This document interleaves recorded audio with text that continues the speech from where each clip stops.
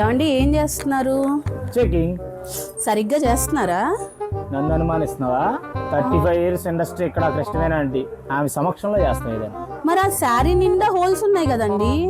శారీ నిండా హోల్సా? తీసుకురాలి. ఏంటి శారీ నిండా హోల్స్? సరిగానే చేసా ఉండవు. ఎదుగో శారీ అంతా హోల్సే. 1 minute చేసాం. అదిగోండి.